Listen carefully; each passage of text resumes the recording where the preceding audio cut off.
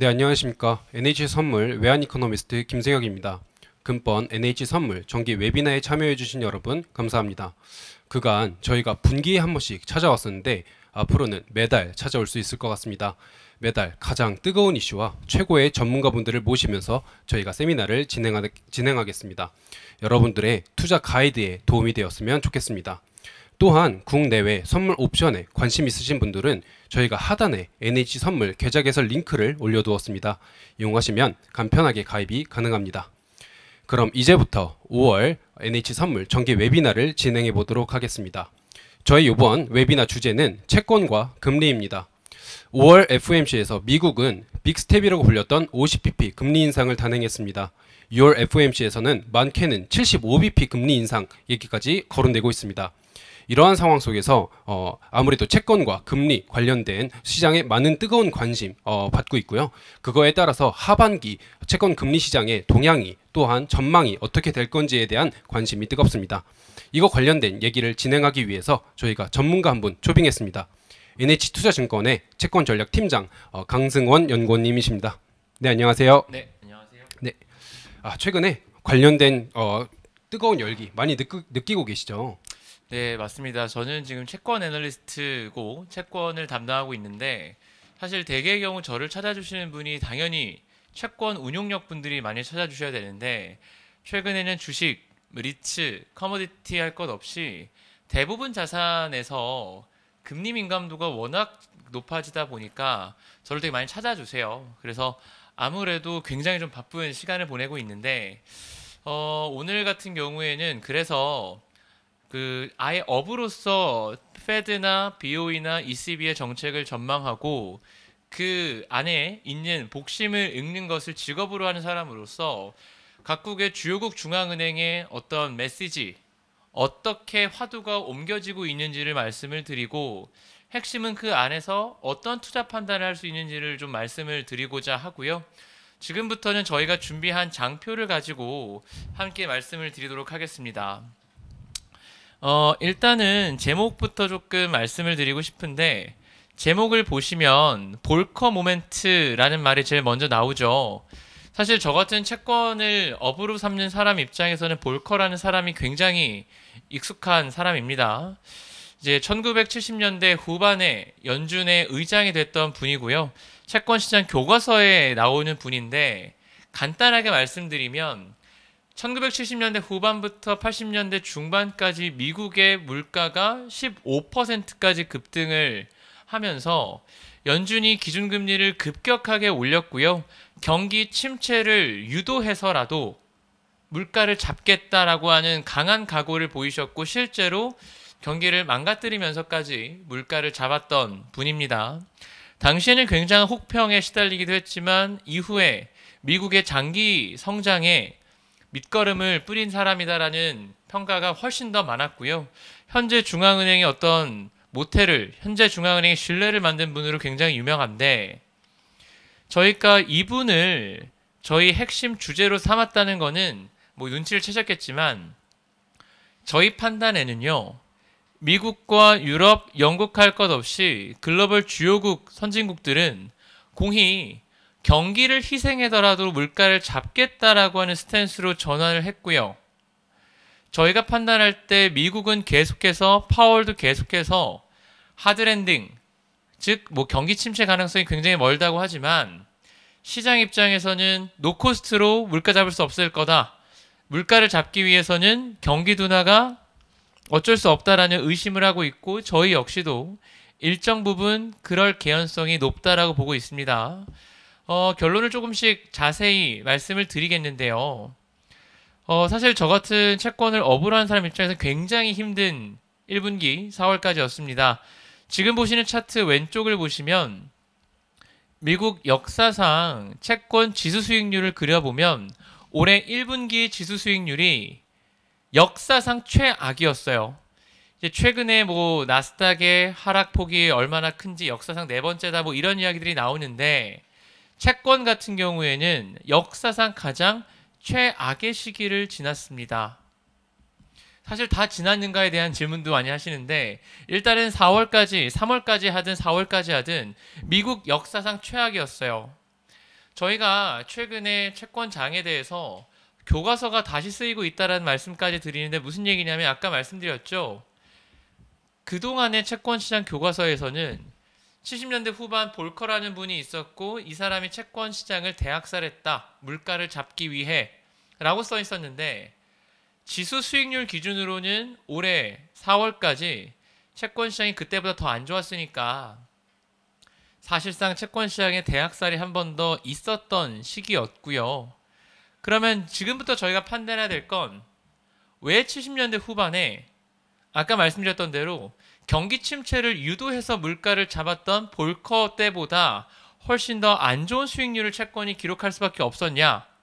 이 판단이 중요한데 저희는 여기서 다시 한번 말씀드리지만 왜 그랬는지에 대한 저희의 판단은 파월 역시 드디어 경기 침체를 각오하고 긴축에 나서겠다는 메시지를 던졌기 때문으로 봅니다. 지금 보시는 차트가 뭐냐면 미국의 실업률 갭이에요. 간단히 말씀드리면 미국의 균형적인 실업률이 있을 거고 실제 실업률이 있겠죠. 즉 연준이 목표로 하는 실업률과 실제 실업률의 차이고요. 더 간단히 말씀드려서 그냥 이 갭이 그 양보다 크면 미국의 고용이 과잉 고용된 상태다라고 말씀을 드릴 수 있어요. 자, 그런데 지금 차트에서 보시다시피 미국의 실업률이 워낙 빠르게 내려오면서 미국의 실업률 갭이 이전 사이클과 비슷한 수준까지 올라갑니다. 즉 뭐냐면 미국의 실업률이 굉장히 낮아요. 그런데 여기서 어떤 판단이 중요하냐면 3월 FOMC에서 파월 의장이 고용시장이 어떠한가라는 질문을 받으니까 최근 미국 고용시장은 실업률이 너무 낮아서 unhealthy하다라고 이야기를 합니다. 실업률이 너무 낮아서 건강하지 않대요. 굉장히 이상하게도 들리실 수 있겠지만 전 세계 어떤 중앙은행도 0% 물가를 목표하지 않는 것처럼 전 세계 어떤 중앙은행도 0% 실업률을 목표하지 않습니다. 실업률이 너무 낮으면 임금이 과도하게 올라가고 과도한 인플레이션으로 이어지기 때문에 모든 중앙은행들은 균형 실업률을 추구해요. 그런데 파월 의장이 미국 시장에 대해서 너무 낮아서 건강하지 않다라는 평가를 했다면 두 가지 의미가 있는 거겠죠. 첫 번째, 미국 고용시장이 이미 과잉 고용 상태일 수 있다. 두 번째, 미국이 연준이 열심히 금리를 올리는 과정에서 실업률이 올라간다 손 치더라도 너무 낮아서 건강하지 않으니까요. 실업률이 올라가면 건강한 상태로 간다라는 이야기겠죠. 기준금리를 올리다가 실업률이 올라간다고 하더라도 그것 때문에 금리 인상 멈추지 않을 거야. 여기서 느껴지는 채권시장의 공포는 이런 겁니다. 뭔가 이상하다. 미국 역사상 금리 인상 사이클에서 실업률이 올라가면 단 한 차례도 예외 없이 경기 침체가 왔는데 연준 의장이란 사람이 미국 실업률이 너무 낮아서 건강치 않다라는 평가를 하네. 그 얘기는 연준 입장에서는 어떻게 보면 실업률을 올리고 싶다라는 메시지로도 읽히는데 금리 인상 사이클과 실업률 상승이 겹친다? 이거는 경기 침체를 유도한다라고도 볼 수 있는 거거든요. 여기서 한번 채권 시장을 의심합니다. 혹시 미국 연준이 경기 침체를 유도해서라도 물가를 잡겠다라고 하는 전략을 세우고 있나? 첫 번째 의심이 그때 있었던 거고 그 의심이 조금 더 강해졌던 게 3월 FOMC 다음에 있었던 기자회견이에요. 5페이지, 지금 보시는 페이지에 왼쪽에 막대 그래프들을 제가 갖고 왔는데 이런 겁니다. 그 다음 기자회견에서 파월이 어떤 질문들을 받냐면 그런데 정말 이 정도 속도로 금리를 올리면 경기 침체가 오지 않겠냐라고 질문하니까 거기다 대고 어떤 이야기를 하냐면 제가 왼쪽 차트에 갖고 왔던 연도를 봐주시면 1965년, 84년, 94년 사이클을 얘기하면서 과거에 세 번의 사이클에서 그 연준이 금리를 가파르게 올렸었다. 그런데 그때는 리세션이 안 왔어. 침체가 오지 않았어. 라고 이야기를 하면서 이번 사이클도 그럴 수 있어. 라고 이야기를 해요. 그런데 그러한 코멘트에서 느껴지는 기시감은 뭐냐면 왼쪽에 제가 그래서 뭐 65년, 94년, 84년 사이클 때 금리가 올라갔지만 그때는 실업률이 내려갔거든요. 그 얘기는 뭐냐면 그때는 대표적인 후행 지표인 그리고 미국 시장에서 가장 중요한 경제 지표인 실업률이 더 내려갔어요. 더 좋아졌습니다.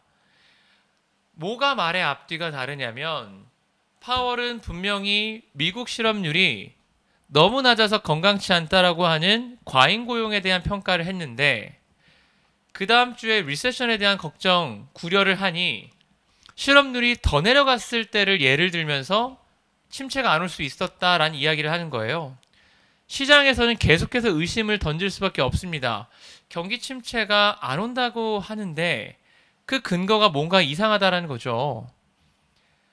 거기다가 가장 크게 제가 생각할 때 뭐가 제일 큰 문제냐면 이런 거예요. 이 테이블을 온라인으로 보시는 분들은 좀 작게 보이셔서 안 보이실 수도 있겠지만 제가 조금 쉽게 직관적으로 설명드리겠습니다. 지금 이 웨비나를 들으시는 분께 만약에 이게 대학교 강의라고 가정해서 말씀을 드리면 이런 거죠. 만약에 경제학 원론 수업이다. 경제학 지표에서는 선행 지표가 있고 동행 지표가 있고 후행 지표가 있다. 그런데 지금 미국 경제를 봤더니 선행 지표는 10개월 가까이 하락을 하고 있고 대표적인 후행 지표인 실업률과 인플레이션은 역사상 가장 뜨거운 시기입니다. 이게 무서운 거예요. 선행 지표가 하락하고 있고 후행 지표가 역사적으로 제일 뜨거운데 여기에다 대고 연준이 역사적으로 가장 빠른 속도의 긴축을 하겠답니다. 이게 지금 시장이 느끼는 가장 큰 공포의 배경이에요. 저희가 이걸 조금 더 쉽게 주식시장으로 조금 비유를 드리면 예를 들어서 어떤 특정 기업이 사상 최대 실적을 냈어요. 그럼 시장 참가자들의 고민은 주가가 더 가려면 이것보다 더 나은 실적을 낼 수 있을까를 고민하고 있는데 갑자기 그 기업 IR이 나와서 최대 실적 냈으니까 좋아요 좋아요 얘기를 하면 누가 듣겠습니까? 지금 연준과 시장의 갈등이 거기서 오는 겁니다. 시장의 가장 큰 고민은 미국 역사상 실업률 저점이 3.5%였는데 지난달 실업률이 3.6%예요. 미국 역사상 두 번째로 낮은 실업률을 기록하고 있고 미국 물가는 70년대 후반 이후로 가장 높아요. 미국의 대표적인 후행 지표들이 역사적으로 제일 뜨겁기 때문에 오히려 역설적으로 그래서 고민하는 거거든요. 후행 지표가 뜨겁다라는 이야기는 다 왔다라는 거니까. 그런데 계속해서 파월 의장이 가장 비근한 예로 2주 전이죠. 5월 FOMC에서 어떤 코멘트를 주냐면 경기 침체는 거리가 멀습니다. 왜냐하면 고용 지표가 좋으니까. 들어보면 맞는 말인가 싶으시지만 후행 지표가 뜨겁다는 이야기를 긍정적으로 생각하는 투자자분들은 안 계실 겁니다. 그것도 적당히 뜨거운 게 아니라 역사적으로 제일 뜨겁다면. 제가 지금 갖고 온 차트가 그런 논리에서 간단한 사례 조사를 한 건데요. 이 부분들이 잘 안 보이실 수 있어서 말로 말씀을 드리면 이런 겁니다. 역사상 미국의 연평균 인플레이션이 5% 이상일 때 1년 내에 경기 침체 왔던 적이 45%고요. 미국의 실업률이 4%보다 낮을 때 1년 이내에 경기 침체 확률이 42%입니다. 진짜 무서운 건 교집합이에요. 이 두 후행 지표가 같이 뜨거울 때 과거에 미국의 인플레이션이 5% 이상이고 미국의 실업률이 4% 언더일 때 1년 내 경기 침체 확률 100%예요. 바로 이 지점이 시장의 고민인 겁니다. 후행 지표 두 개가 동시에 뜨거워요. 그럼 지금까지 단 한 차례도 예외 없이 침체가 1년 내에 왔거든? 그런데 연준이 계속 후행 지표가 좋으니까 침체 안 올 거야 라는 이야기를 해요. 여기에 어떤 신뢰를 줄 수 있냐라는 거죠. 그렇기 때문에 저는 어떤 말씀들을 드리냐면 결국은 채권 시장이 생각할 수 있는 향후 시나리오는 크게 두 가지다. 첫 번째, 간단하죠. 침체가 온다. 최근에 레리 서머스나 너들리 같은 분들, 작년부터 가장 먼저 연준이 틀렸다라는 콜을 주셨던 분들이 가장 많이 하는 얘기가 어쩔 수 없이 침체는 온다라는 거고요.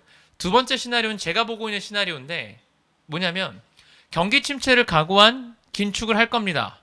그러다가 물가가 실제로 피크아웃 되면 올해 4분기 정도에는 톤 조절에 나설 것 같아요. 침체로 가거나 침체로 가기 직전에 톤 조절하거나 두 가지 시나리오가 있다고 보고요. 다만 자산 시장에 재료를 선반영하는 생리상 어떤 시나리오를 가든 아마 생각건데 2분기부터 3분기 초반 정도까지 자산 시장은 경기 침체 가능성을 일소하기 어렵다고 봅니다. 자, 그러면 이제부터가 중요한데 만약에 저희가 보고 있는 연준의 말의 앞뒤가 다르고 경기 침체 가능성이 일소되기 어려운 환경을 연준이 만들었다고 본다면 연준의 의도는 분명합니다. 수요를 꺾어서라도 물가를 잡겠다. 자, 여기서부터 투자 아이디어가 나오는 건데 투자 아이디어는 연준이 본인들의 의도, 수요를 꺾어서라도 물가를 잡겠다라는 걸 어떻게 얻어낼 수 있냐가 중요해요. 저희가 지금까지 본 건 연준의 의도를 해석한 거고요.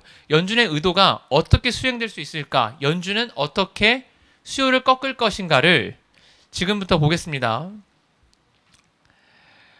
연준이 수요를 어떻게 꺾을 것인지를 보는 과정에서 투자 아이디어가 나오는데요.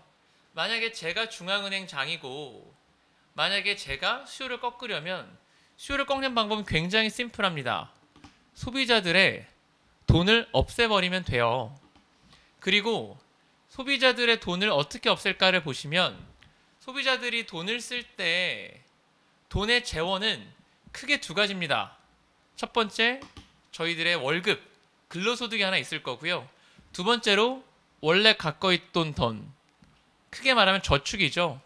저축을 흔히 말해서 직관적으로 뭔가 예금 정도로 생각하시는데 저축은 그냥 제가 번 돈에서 쓴 돈 뺀 모든 값입니다. 예금을 포함해서 여러분들이 보유하고 계시는 주식, 아파트, 리츠, 비트코인 이런 게 다 포함된 게 저축이에요. 자, 이런 겁니다. 연준은 수요를 꺾으려고 하고요. 수요를 꺾으려고 돈의 근원을 보는 거죠. 일단 첫 번째, 근로소득. 지금 보신 차트가 제가 굉장히 무식한 방법으로 근로소득을 통한 구매력을 측정해 본 겁니다. 지금 보시는 오른쪽 차트를 봐주시면요. 왼쪽 차트랑 같이 봐주셔도 되고요. 미국에서 일하는 사람들을 다 갖고 와서 곱하기 그분들이 받고 있는 실질임금을 곱해봤어요. 보시면 오른쪽 차트가 실질임금인데 실질임금이 추세를 훨씬 하회하고 있죠. 무슨 얘기냐면 미국은 이미 물가가 너무 높아서 실질임금 기준, 즉 미국인들의 구매력 기준으로는 코로나 이전보다 훨씬 약해졌습니다. 중앙은행이 수요를 꺾을 때 사실은 근로소득까지 꺾을 이유는 전혀 없어요. 왜? 이미 물가에 의해서 침식당하고 있습니다. 그럼에도 불구하고 왜 어떻게 미국인들이 여전히 소비를 유지하고 있냐? 심플하죠. 자산 효과입니다. 최근에 이제 전미경제연구소 같은 데서 자료가 어떻게 나오냐면 최근 미국 소비의 60%가량이 웰스 이펙트, 주식, 부동산, 비트코인 같은 자산 효과라고 하는데요. 쉽게 말씀드리면 모두의 꿈.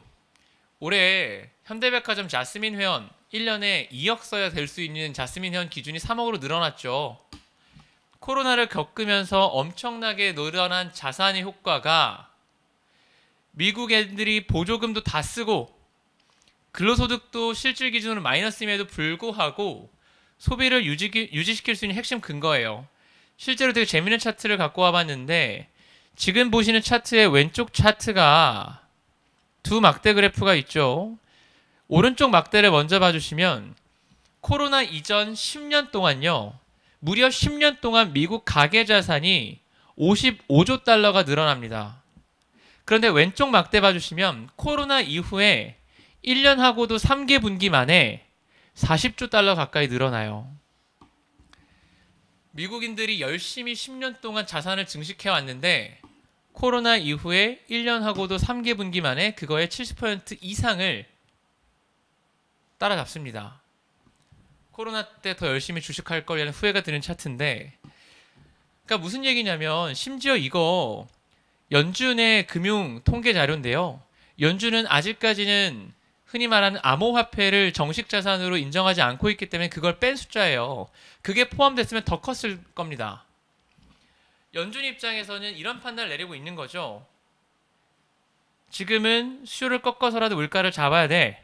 그런데 수요의 소스를 봤더니 이미 근로소득은 물가에 의해서 침식당하고 있어. 나머지 소스를 봤더니 예금은 거의 없고 다 자산 효과구나. 그러면 연준 입장에서는 자산 효과를 낮추는 것이 수요를 꺾는 방법일 겁니다. 그래서 3월과 4월 달에 채권 시장 금리가 급등하면서 어떤 이슈가 있었냐면, 채권 시장은 이미 가장 연준 자산, 연준 정책에 민감한 자산이니까 연준은 이미 볼커의 길을 선택했고 수요를 꺾으려 든다. 그러면 금리가 어디까지 올라야 되냐? 수요가 꺾이는 레벨까지 올라야 된다라는 판단을 한 거고요.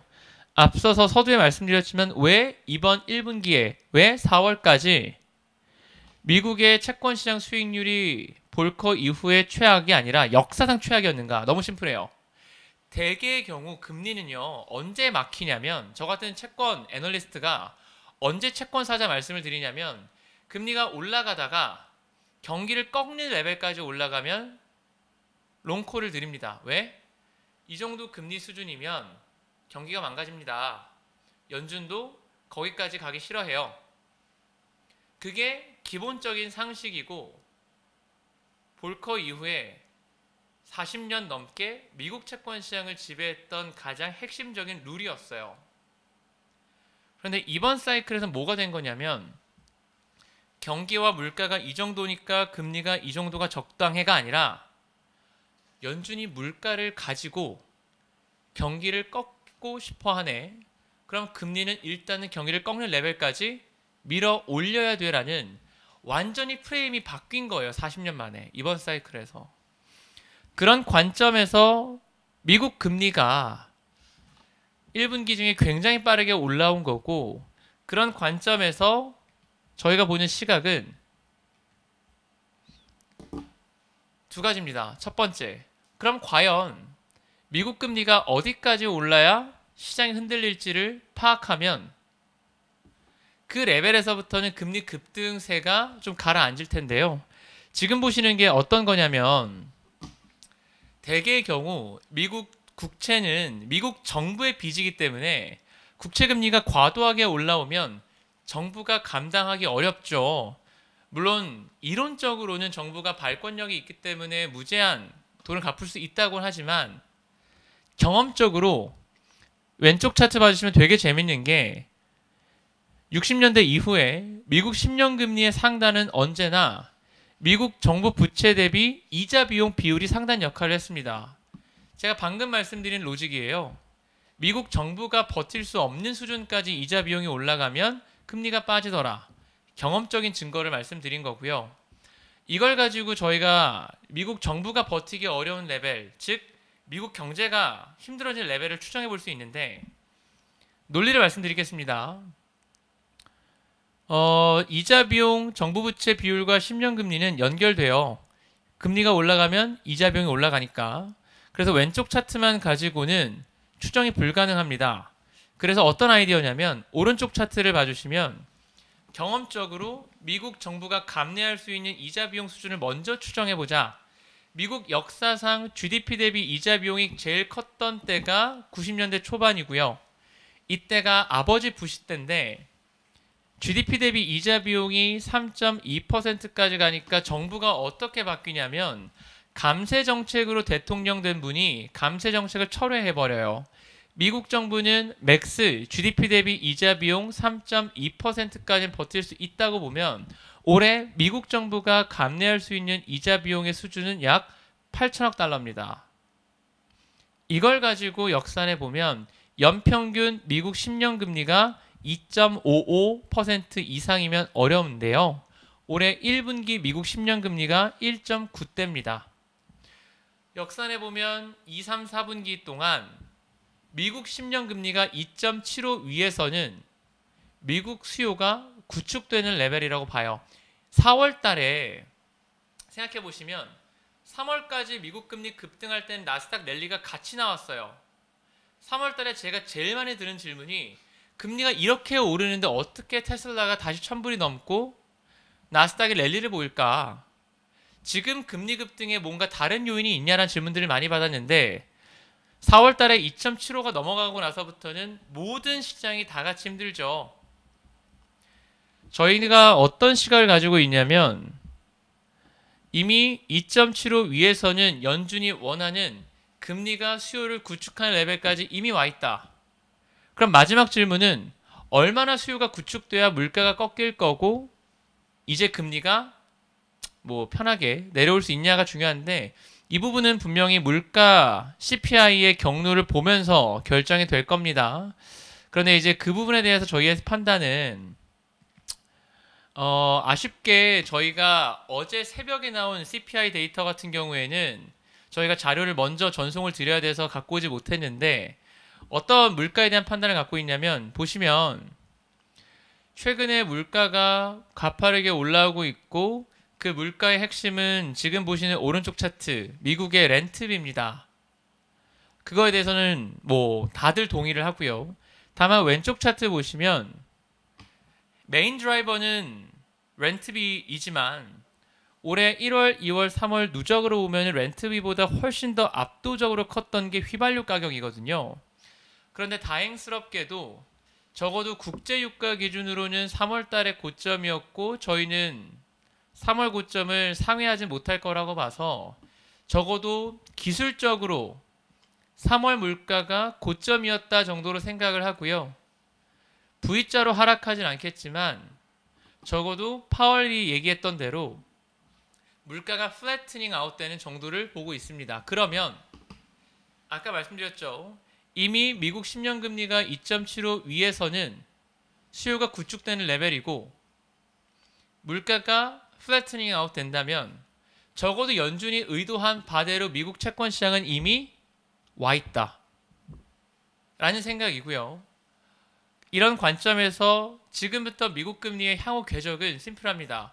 2.75에서 3.0 레벨까지 이미 와 있고 뭐 저희가 장중 고점은 3.2까지 봤으니까 현재 레벨대에서 당분간은 보합세를 보이면서 소비와 수요를 충분히 녹이고 나면 그때부터는 금리가 하락할 거라고 봐요. 그래서 저희가 최근에 세미나를 통해서 말씀드리고 있는 결론은 적어도 미국 국채에 대해서 여기서 이 레벨대에서 축소를 가져갈 이유는 크지 않아 보인다.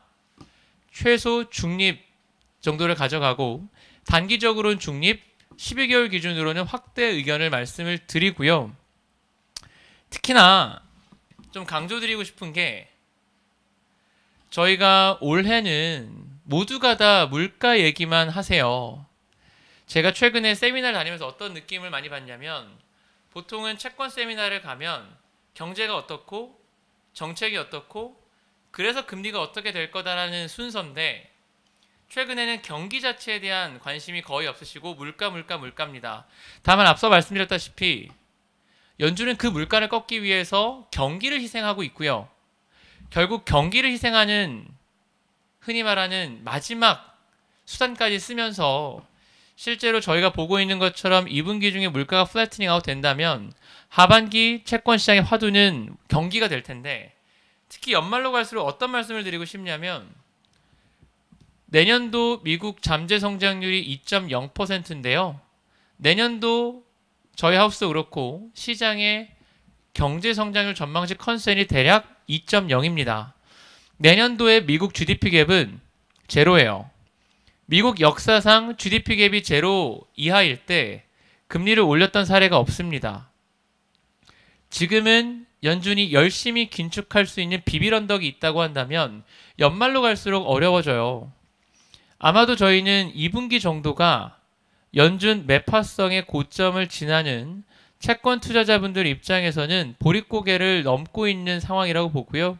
오히려 이 기회에 미국 채권에 대해서도 국채에 대해서는 중립 이상으로 가져가자라는 말씀을 드리고 있습니다. 여기까지가 미국이고 사실은 조금 더 투자자분들, 특히나 실제 국내 채권의 투자자분들께는 국내 채권이 좀 더 중요할 수 있는데 한국도 굉장히 미국과 함께 엄청나게 힘든 시기를 보냈죠. 20페이지 왼쪽 봐주시면 뭐 사실 선도금리 이런 거는 기술적인 부분이니까 간단히 말씀드리면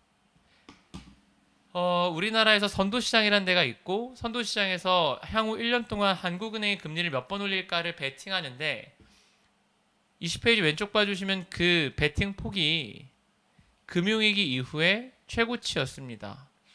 한국은행도 마치 미국처럼 물가가 워낙 높기 때문에 금리를 드라마틱하게 올릴 거고 경기를 희생해서라도 엄청나게 올릴 거고 그래서 지금부터 기준금리 100bp 이상 올릴 거야 라는 그런 전망까지도 4월 중에 저희가 목격을 했어요.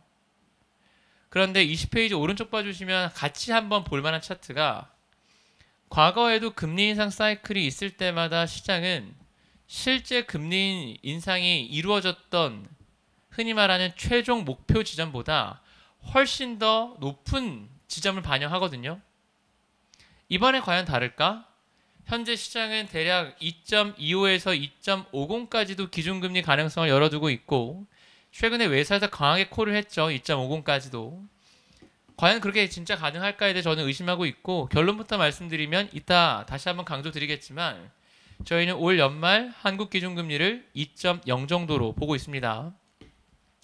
우선 물가에 대해서 먼저 좀 말씀을 드려야 될 것 같아요. 원화 시장에서도 물가가 워낙 화두기 때문에 일단 저희가 4월 달에 한국 물가가 굉장히 높게 나왔습니다.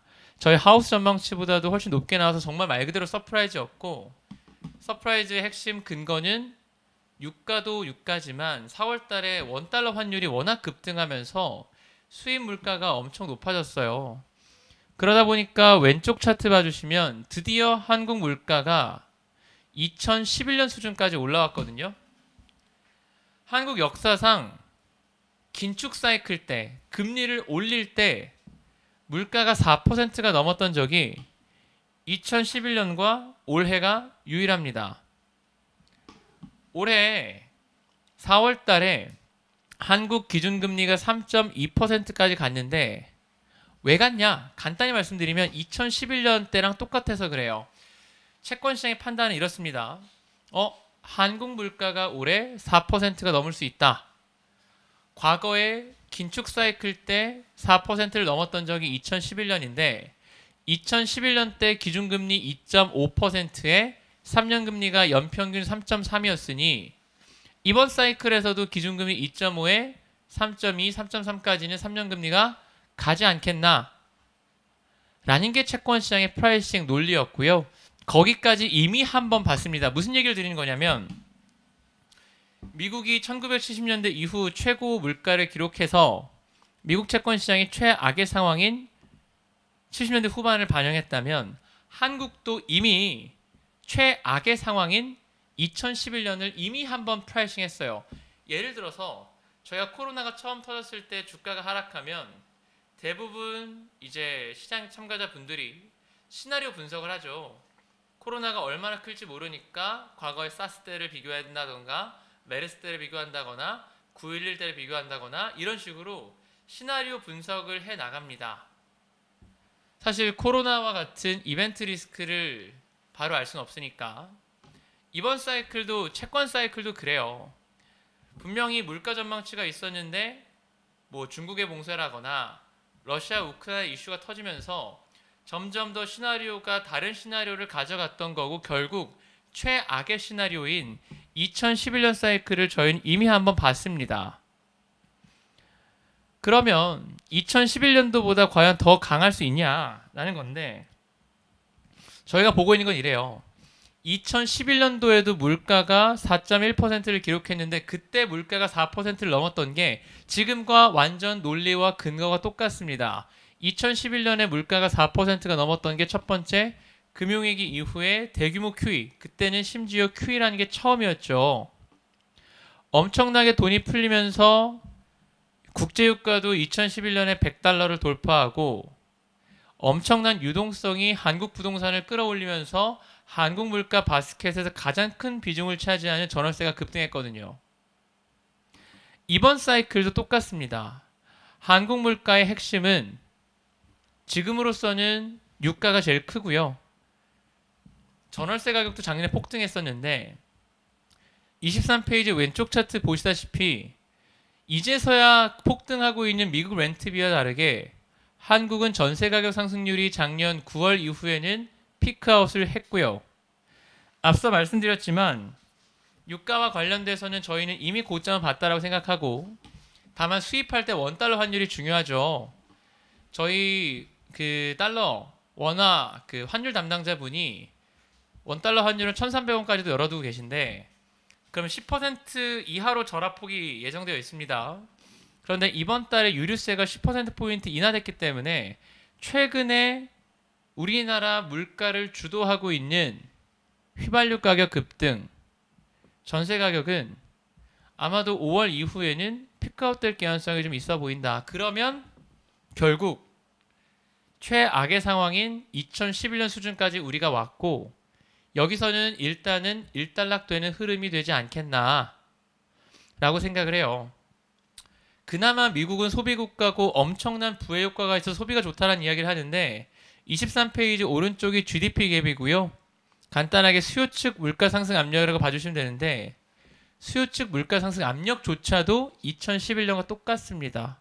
2011년도보다 더 물가가 올라갈 개연성을 찾기 어렵다 라고 보고 4월 물가를 보고 2011년 프라이싱을 이미 했다면 물가는 한국도 플래트닝 아웃 될 개연성에 대해서 저는 보고 있고 사실 더 중요한 논리는 이거예요. 미국은 소비국가죠.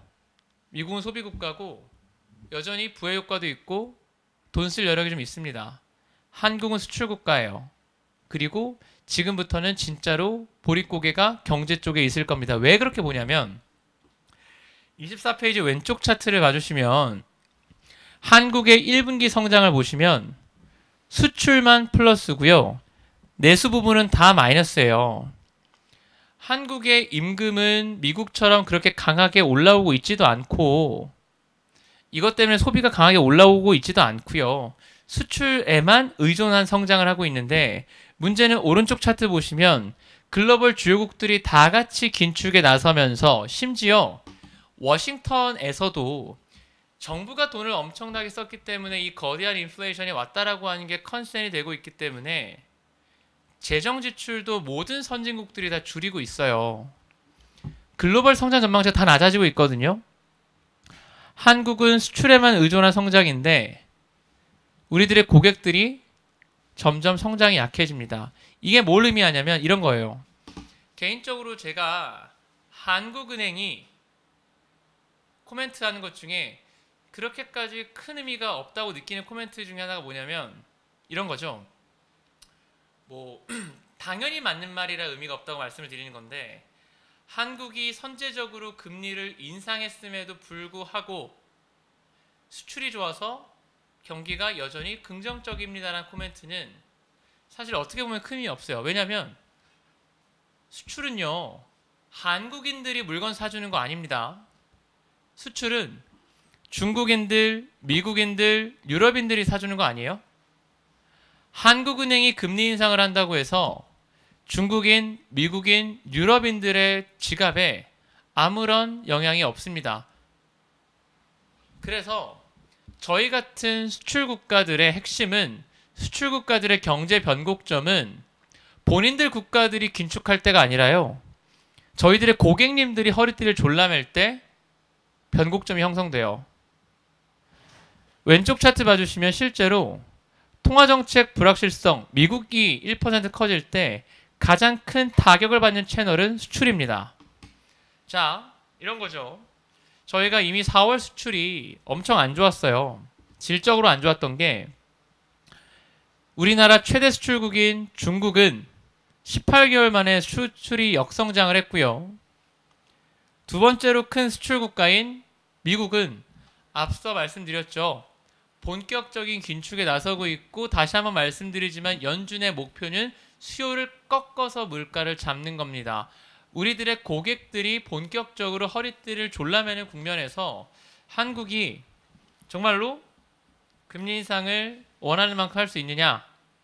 쉽지 않다고 봅니다. 지금이야 비빌 언덕이 있지만 연말로 갈수록 굉장히 빠르게 비빌 언덕이 없어진다라는 게 제 생각이고, 실제로 27페이지 오른쪽 차트 봐주시면 보통 글로벌 물동량은 3달 정도 레깅이 있기 때문에 전망하는 데는 큰 의미가 없습니다. 그런데 독일에 키엘이라고 하는 경제 연구소가 있는데요. 여기서 이제 향후 글로벌 교역량 증가율을 제시를 하는데, 한국 같은 경우에는 최근에 중국 경기 둔화를 근거로 3개월 동안 굉장히 안 좋게 보고 있어요. 실제로 당장 지난달 한국 수출의 물량 증가율은 역성장을 기록했습니다. 저희가 지금까지 그나마 수출 때문에 금리를 올려도 버텼다면, 지금부터는 한국 경기의 핵심인 수출이 본격적으로 하방 압력을 받는 구간이기 때문에 새로 오시는 총재님도 아마도 생각건데, 늦어지면 금리 못 올린다. 그러면 베스트 전략은 그나마 경기가 아직까지 수출로 버틸 수 있을 때 빨리 올려놓고 동결기조 전환이 흔히 말하는 5월 전략이다라고 봐서, 저희는 5월, 7월 정도까지 빨리 금리 올리고 8월 이후에는 수출이 꽤나 드라마틱하게 안 좋아질 수 있기 때문에 5월, 7월 금리 인상 이후에 동결기조 전환을 보고요. 거기다가 마지막으로 수급적인 이슈를 말씀드리고 마무리할 텐데, 이번 주에 이미 거의 다 뉴스로 나왔죠. 한국 채권 시장이 고질적으로 3년 동안 가장 크게 고통받았던 게 추경 이슈예요. 추경. 그런데 저는 어떤 생각하냐면, 물론 이게 얼마나 세출을 더 할까는 정치적인 판단이기 때문에 제가 감히 전망을 드릴 수 없는 영역입니다. 저는 정치 애널리스트가 아니기 때문에 뭐 얼마나 돈을 더 쓸지에 대한 감히 제가 모르겠지만, 수급 부담이라고 하는 것은요, 세출과 세입을 같이 보셔야 돼요. 정부가 쓴 돈에서 벌어들인 돈이 있을 거잖아요. 벌어들인 돈보다 많이 쓸 때 그걸 메꾸기 위해 발행하는 게 적자 국채입니다. 그런데요, 지금 보시는 차트 왼쪽 봐주시면 작년에 우리나라 코스피 영업이익 증가율이 65%가량 돼요. 코스피 코스닥 합치면 68%가량 됩니다. 그 얘기는 뭐냐면, 작년에 번 돈으로 올해 법인세 냅니다. 올해 법인세는 사상 최대 세수를 거둘 거예요. 실제로 소득세도요, 최근 미국은 소득세를 걷고 나니까 본인들의 예측보다도 2배 이상 훨씬 많이 거치거든요. 올해는 어찌되든 세입이 엄청나게 많을 겁니다. 그래서 심지어 이번 주에 추경할 건데 적자 국채 없을 거고, 심지어 일부 국채 상환도 얘기 나왔죠. 저희가 작년부터 말씀드렸던 건데, 세출이 아니라 세입을 함께 보면 수급 부담도 직전 3년보다는 훨씬 더 낮을 겁니다. 이미 5월 경쟁 입찰 규모만 하더라도 1년에 발행할 거에 52%를 이미 끝냈어요. 연말로 갈수록 채권 투자자의 편이다. 시간은 채권 투자자의 편이다라는 말씀을 수급적으로도 드리고요. 그래서 결론 말씀드리면 31페이지 왼쪽 차트 봐주시면 정말로 공포스러운 시기가 4월까지 있었고요. 지금부터는 저희들의 고객들이 본격적으로 허리띠를 졸라매는 국면에 들어가고, 한국 같은 경우에는 렌트가 이미 피크아웃 했기 때문에 물가도 미국보다는 훨씬 더 결이 다릅니다. 미국보다 훨씬 더 물가 상승 압력도 약하고 플래트닝 아웃도 분명해질 거예요. 그렇다면 아마도 원화 금리도 최악의 보릿고개는 넘어가고 있는 것 아니냐라는 게 저희들의 의견이고, 저희는 이 레벨대에서는 단기채 장기채 다 싸지만 이 레벨대에서는 아마도 커브 플랫, 뭐 만기로 말씀드리면 장기 쪽에서 투자 기회로 삼을 수 있겠다라고 말씀을 드리고 있습니다. 네, 여기까지 오늘 저희 준비된 자료를 마무리했고요. 이제 뭐 다시 말씀을 좀 진행해 주시면 될 것 같습니다. 네, 우선 연구원님 말씀 쭉 들어봤는데 우선 채권, 미국 쪽 관련된 얘기와 한국 쪽 관련된 얘기까지 채권과 금리를 나눠서 쭉 얘기를 해주셨어요. 좀 정리를 한번 해보자면 미국 쪽 채권, 즉 지금의 파월은 소비를 꺾어서까지라도 경기 긴축을 감안하더라도 경기 정상화를 이끌어낼 거다, 물가를 잡을 거다 이렇게 좀 정리할 수 있을 것 같고 한국은 제 기억 속에는 수출 얘기가 좀 많이 기억이 좀 남네요. 수출은 하반기로 가면 갈수록 좋지 않을 거다. 그래서 결론은 시간은 채권 투자자분들의 편이다. 이렇게 좀 정리를 제 나름 해봤는데 우선 투자자분들은 어떻게 받아들이셨는지 잘 모르겠습니다. 근데 아무래도 말씀해 주신 걸 좀 정리하다 보니까 정말 많은 분들이 질문을 좀 주셨어요. 그래서 지금 시간 관계상 이 질문들을 전부 다 제가 여쭤볼 수는 없을 것 같고 가장 핫했던 좀 질문들 좀 반복되는 게 몇 개가 있었는데 그 질문들을 좀 중심으로 드려보겠습니다. 첫 번째 질문인데 정말 많이 나온 질문이에요. 경기 침체를 각오하고 금리를 올렸는데 물가가 안 잡히면 그러면 그럴 때의 시나리오는 어떻게 되는지에 대한 궁금증이 좀 많으신데 어떻게 보세요? 그렇죠. 가장 근본적인 질문이세요. 그러니까 만약에 아니 지금 이 인플레라고 하는 게 연준의 통화 정책을 해결되지 않은 것들이 많잖아요. 예를 들어서 전쟁이라거나 코로나라거나 금리 올린다고 전쟁이 없어지는 건 아니니까. 그렇죠. 그래서 많은 분들의 질문이 그게 과연 합리적인 연준의 선택이냐? 그렇게 했다가 경기만 망가지고 물가 안 잡히면 어떻게 할 건데? 근데 그 부분에 대한 제 생각도 그렇고 최근에 ECB가 어떤 답변을 내놨냐면 그 기자분이 정확하게 그 질문을 하니까 그러면 금리 더 올리겠다는 콜을 해요. 지금 저희 판단의 중앙은행 입장에서는 예를 들어 이런 겁니다. 연준도 ECB도 BOE도 지금까지 내놨던 학술 보고서들의 결론은 심플해요.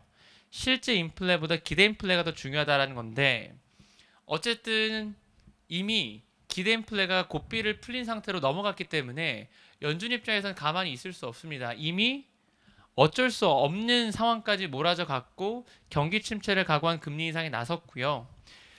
그때까지 했는데도 불구하고 물가가 안 잡히면 이미 돌이킬 수 없는 거죠. 무조건 중앙은행들은 물가가 통제될 때까지 더 긴축을 할 겁니다.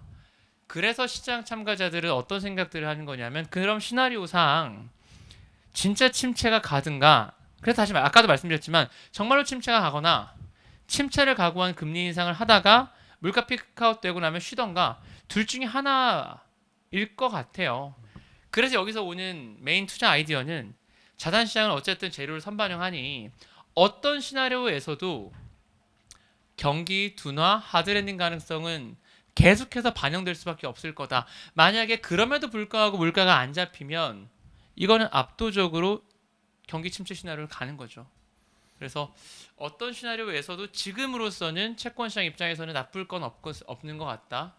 뭐 4월까지의 보릿고개를 넘어가는 핵심 근거 중에 하나입니다. 그게. 약간 얘기를 듣다 보니까 기후제 생각이 좀 나는데 비가 올 때까지 기후제를 지내다 보면 언젠간 비가 온다. 옛날에 이런 얘기가 있었는데 마찬가지로 물가가 꺾일 때까지 금리를 올릴 거다가 지금 중앙은행에 어떤 임계점이 넘었기 때문에 그러한 기조를 유지할 거다. 이렇게 좀 정리가 가능할 것 같아요. 근데 이제 기후제는 힘이 없는 사람이 그냥 비는 거고 중앙은행에 힘이 있습니다. 중앙은행은 실제로 본인들의 의지를 갖고 꺾겠다고 한다면 실제로 수요를 분명하게 꺾어낼 수 있기 때문에 거기에 반하는 투자를 하는 부분에 대해서는 조금 조심하셔야 될 것 같다라고 말씀을 좀 드리고 싶어요. 네. 명확한 좀 대답이 된 것 같아요. 두 번째 질문도 많이 나왔는데 최근 6월 FOMC에서 사실 50bp 인상이다, 75bp 인상이다 여러 가지 의견이 있어요. 근데 75bp 인상 가능성에 대해서는 좀 어떻게 보시는지 좀 그거에 대한 질문을 좀 드리고 싶네요. 그러니까 예를 들어서 뭐 1월, 2월 달에도 처음으로 50bp 인상이 나왔을 때 처음으로 연준의 스탠스는 거기까지는 안 봐요 하다가 3월 달에 사실은 전쟁이 나면서 50bp로 급격하게 선회를 했습니다. 저희가 사실 감히 여기서 전쟁과 같은 이벤트 리스크의 가능성을 없다, 있다라고 말씀드리기는 어렵지만 적어도 연준의 이번 콜은 그 정도 이벤트 리스크가 아니면은 50bp 정도로 갈 것 같아요. 그러니까 연준도 본인들도 알거든요. 이미 이 길은 경기 침체를 각오한 길로 가고 있다는 걸 알기 때문에 굳이 그걸 서두르고 싶지는 않을 거고 저희가 뭐 사실 여기서 뭐 확전 이야기를 하신다거나 그러면 저도 뭐 할 말은 없지만 적어도 그 정도 이벤트 리스크가 아니라면 50bp로 6월, 7월 더 하고 9월 달에는 25bp 하고 QT 하면서 MBS를 매각하고 사실 이것만으로도 경기에는 굉장히 하쉬하게 다가갈 거기 때문에 일단 저희의 베이스 시나리오는 75bp보다는 50bp를 연속적으로 6월, 7월에 두 번 더 하는 형태를 보고 있습니다. 네, 알겠습니다. 마지막 질문 한번 드려볼게요. 아무래도 지금 미국, 한국 중심 얘기를 많이 주셨는데 최근 이제 상해 봉쇄 이런 이슈도 있고 하다 보니까 중국 쪽 얘기가 좀 질문이 많이 올라왔어요. 중국과 미국의 금리 역전이 발생했는데 이게 좀 한국에는 어떠한 영향을 줄 수 있을까에 대한 질문인데 이거에 대해서는 어떻게 보세요? 사실은 이제 미중 금리가 역전이 10년물 기준으로 된 거고 요거의 핵심은 일단은 중국은 분명히 꺾였다라는 거잖아요. 그럼 이게 한국 채권 시장에 주는 의미는 뭐냐면 어쨌든 미국보다 대중국 수출이 2배예요, 한국은. 그래서 중국 경기가 분명히 꺾였다라는 신호기 때문에 아까도 말씀드렸지만 4월 달에 대중국 수출 증가율이 18개월 만에 처음 역성장. 근데 미중 역전되고 나서 계속 역전폭이 커지고 있거든요. 그런 관점에서 이거는 분명히 국내 수출에 안 좋은 시그널이라고 생각을 하고 있고 결국은 경기 따라서 금리는 간다. 흔히 말해서 한국도 어느 정도 비빌 언덕이 있을 때는 한국과 미국 시장이 완벽하게 커플링이 됐지만 한국 채권 시장, 한국 경제의 메인이라고 할 수 있는 기둥인 수출이 흔들리면 미국보다 원화 금리가 더 빨리 떨어질 수 있다라고 하는 거를 보여주는 사례라고 봐요. 실제로 저희가 2018년에 한미 금리 10년 금리 역전도 있었고요. 네. 그 외의 질문들도 상당히 많은데 저희가 시간 관계상 우선 여기까지 좀 진행을 해봐야 될 것 같습니다. 우선 수고하셨습니다, 용건님. 네, 감사합니다. 네. 오늘 저희 NH 선물 웨비나는 여기까지 진행을 해봐야 될 것 같습니다. 앞서 말씀드렸다시피 저희는 앞으로 매달 새로운 주제와 최고의 전문가분들을 초빙해서 찾아오겠습니다. 지금 시청해주시는 여러분들과 그 외 많은 투자자분들께 저희의 세미나가 투자 가이던스가 되었으면 좋겠습니다. 앞으로도 많은 관심과 시청 부탁드립니다. 감사합니다.